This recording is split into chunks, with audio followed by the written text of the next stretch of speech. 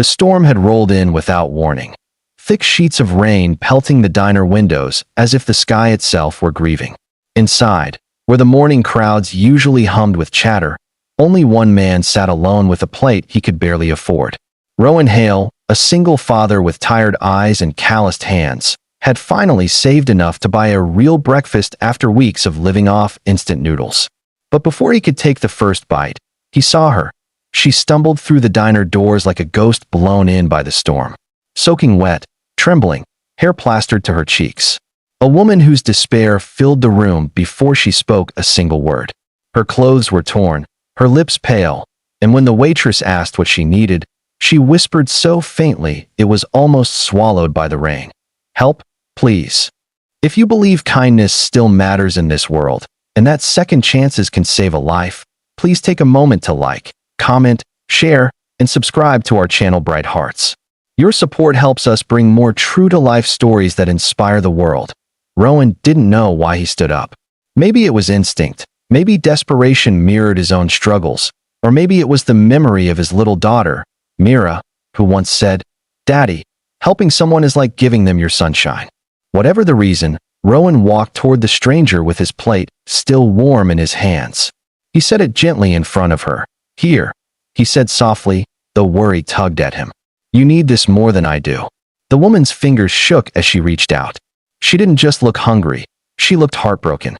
She devoured the sandwich as tears escaped the corners of her eyes, mixing with raindrops that still clung to her skin.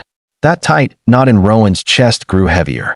He sat across from her, not touching anything, simply watching to make sure she didn't collapse. Her name, she eventually murmured, was Era Vin.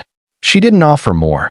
Not where she came from, not what had happened, not why she looked like someone running for her life. But Rowan didn't push.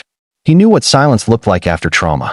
He had lived in it once, after Myra's mother passed away and left him drowning in bills and responsibilities he wasn't prepared for. Era finished eating, but didn't leave. She sat staring at her empty wrapper, as if afraid that moving would erase what little safety she'd found. The storm outside calmed, but her breathing remained shallow, uneven. Rowan called Myra's school to say he'd be late picking her up. Then he offered Era his jacket, though it left him shivering. When she tried to refuse, he simply wrapped it around her shoulders anyway. Her eyes widened in surprise, as though kindness was something she hadn't seen in years. Over the next hour, the two sat there in the quiet hum of the diner. Era slowly thawed, her posture easing, her expression softening, though fear still flickered behind her eyes. She told Rowan she had no money, no phone, no belongings except the small camera she clutched like a lifeline. He offered to drive her somewhere safe, but she grew tense and shook her head violently. She didn't explain, and Rowan didn't pry. Instead, he gave her his leftover change so she could get another meal later, even though that meant he'd need to skip dinner. She whispered, "Thank you," in a voice that cracked like glass. When she stood to leave, Rowan felt an inexplicable dread, like he was watching someone disappear into a darkness he couldn't pull them from. She hesitated at the door, looking back just once, her eyes shimmering with an emotion he couldn't name. Then she vanished into the easing daylight. Rowan never saw her again. Not that day. Not that week. Not even that month. But the consequences of that morning began unfolding sooner than he realized. 3 weeks later, Rowan received a letter, sleek, formal, with embossed lettering he'd only ever seen in movies. His stomach knotted as he stared at it. Lawyers didn't send letters to struggling single dads without a reason, and rarely a good one. He feared debt collectors, lawsuits, something he'd done wrong without knowing. He opened it with trembling hands. Inside was a short message. "Mr. Hale, we request your presence at the Vin and Alder firm for a matter of urgent and personal importance regarding Ms. Era Vin." Era, the woman from the diner, the one who had disappeared. And he read the letter again and again. Then he sat on his couch with his head in his hands, trying to make sense of it. Why would lawyers be involved? Why him? Had something happened to her? Had she been in danger? Was he the last person to see her safe? His breath quickened with a rising sense of guilt and panic. But fear couldn't stop him. He had to know. The next morning, after dropping Mira off at school, he took the bus across the city to a towering glass building that seemed to swallow daylight whole. Inside, he felt painfully out of place. business suits, marble floors, polished chrome. And there he stood, worn jeans, fraying jacket sleeves, hands rough from years of struggling to keep afloat. An assistant led him to a quiet conference room overlooking the city. Rowan clenched his fists to stop his hands from shaking. Then two attorneys entered, placing a thick folder in front of him.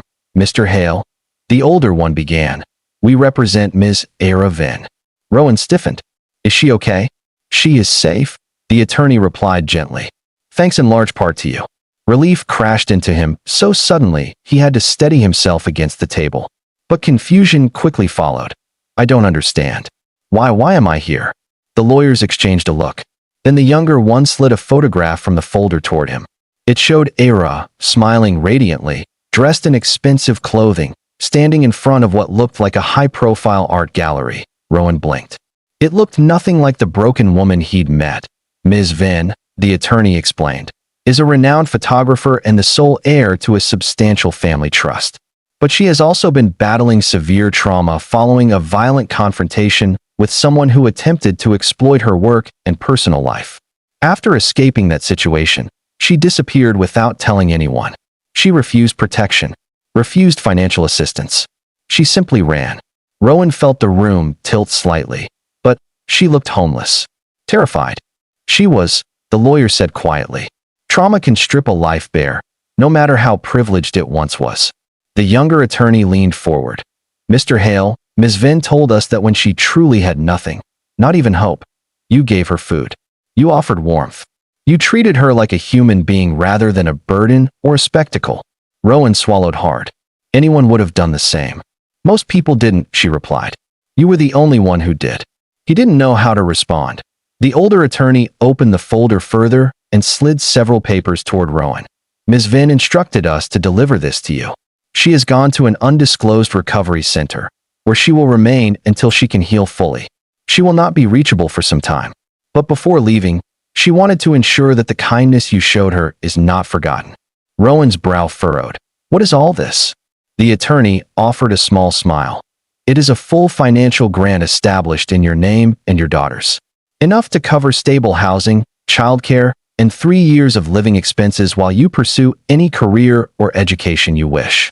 Ms. Vin said, and I quote, "He gave me a meal when I only felt like a ghost, so I want to give him back his future." Rowan's breath hitched. He shook his head. This can't be real.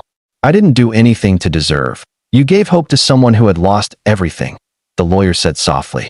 "Sometimes that's worth more than you realize." Rowan's eyes burned, and he looked away, overwhelmed. The thought that a single breakfast, something he could barely afford, had become the turning point in someone's life felt surreal. But the greater shock was what she had given back.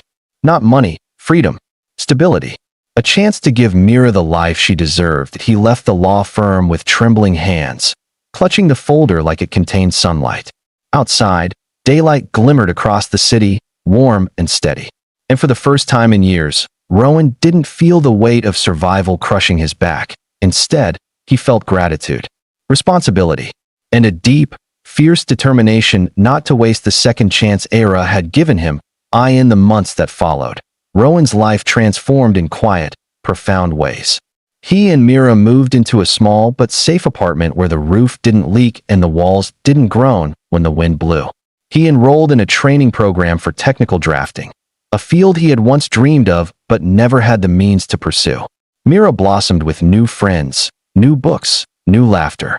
And from time to time, Rowan visited the diner, sitting by the window where Ara once shivered in the storm. He hoped, someday, she might return, stronger, healed, smiling again, that he never knew if she'd come back. But he did know this. The world was full of moments where kindness could bridge the distance between despair and hope, even when no one was watching. If this story touched your heart, please like, share, comment, and subscribe to Bright Hearts. Your support helps us keep sharing life-changing stories that remind us that compassion still matters.